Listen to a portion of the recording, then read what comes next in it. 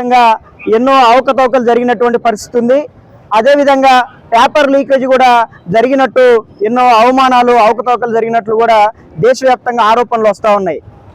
అయితే ఇందులో భాగంగానే మొట్టమొదట ఈ నీట్ ఎగ్జామ్ నిర్వహించినటువంటి ఎన్టీఏ ఈ నెల 14వ తారీఖున నీట్ రిజల్ట్స్ను ప్రకటిస్తామని చెప్పడం జరిగింది. కానీ ఎలాంటి ఇన్ఫర్మేషన్ కూడా విద్యార్థులకు, యాజమాన్యాలకు ఎవరికి తెలియకుండా వారు అప్పటికప్పుడే ఓ పక్క దేశవ్యాప్తంగా ఎన్నికల ఫలితాల రిజల్ట్స్ వస్తూ ఉంటే, ఓ పక్కన వీళ్ళు చాలా గుట్టు చప్పుడు కాకుండా ఎవరికి తెలియకుండా నీట్ ఎగ్జామ్ యొక్క రిజల్ట్స్ను కూడా ప్రవేశపెట్టినటువంటి పరిస్థితి ఉంది. ఈ పరీక్షకు సంబంధించి ప్రతి సంవత్సరం 10 నుంచి 15 మంది విద్యార్థులు ఆల్ ఇండియా టాప్ 1 ర్యాంకులు వస్తూ ఉంటే, ఈ సంవత్సరం ఏకంగా 67 మంది విద్యార్థులు టాప్ 1 ర్యాంకులుగా నిలిచినటువంటి పరిస్థితి ఉంది. 720కి 720 మార్కులు వచ్చినటువంటి పరిస్థితి ఉంది. అదేవిధంగా గుజరాత్లోని ఒకే సెంటర్లో ఎగ్జామ్ రాసినటువంటి విద్యార్థులు 8 మంది కూడా టాప్ 1 ర్యాంకులుగా ఉన్నటువంటి పరిస్థితి ఉంది.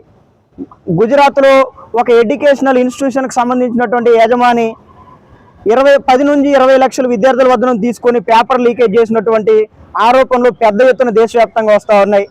అదేవిధంగా పాట్నాలో కూడా పేపర్ లీకేజ్ అయినటువంటి ఘటన కూడా ఇవాళ దేశవ్యాప్తంగా చక్కర్లు కొడతా ఉంది.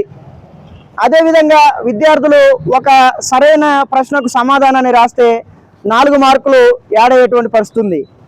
ఒక ప్రశ్నను తప్పుగా పెడితే వాళ్ళకి నెగిటివ్ మార్కులుగా ఒక మార్కుని తొలగిస్తారు. అయితే దీనికి భిన్నంగా ఇవాళ 718 మార్కులు, 719 మార్కులు కూడా సాధించినటువంటి విద్యార్థులు ఉన్నారు. కాబట్టి ఇవాళ ఈ ఎన్టీఏ చాలా తప్పుడు తోకలుగా ఈ ఎన్టీఏ ఏర్పడినప్పటి నుంచి కూడా ఈ నీట్ పరీక్షలు నిర్వహిస్తూ ఉంది. అదే రీతిలో ఈ సంవత్సరం కూడా సరైన రీతిలో నిర్వహించకుండా పేపర్ని ముందస్తుగానే లీక్ చేసినటువంటి పరిస్థితి ఉంది. కొన్ని ఎగ్జామ్ సెంటర్లలో హిందీ పేపర్ ఇవ్వాల్సినటువంటి విద్యార్థులకి ఇంగ్లీష్ పేపర్ ఇచ్చారు. వాళ్ళు ఎగ్జామ్ రాయకుండానే ఆ పక్కన ఉన్నటువంటి విద్యార్థులకు పేపర్లు తీసుకెళ్లి బయటకు ఇచ్చినటువంటి పరిస్థితి ఉంది.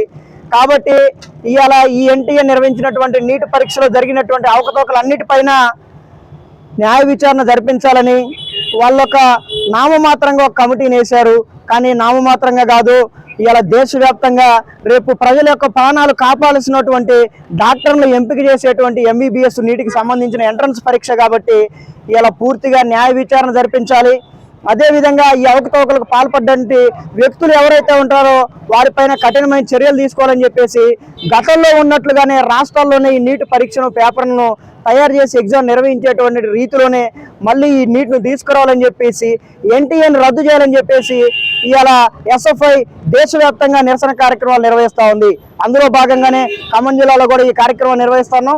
ఎన్టీఏని రద్దు చేయాలి, దీనిపైన న్యాయ విచారణ జరిపించాలని చెప్పేసి మేము విద్యార్థుల పక్షాన డిమాండ్ చేస్తా ఉన్నాం.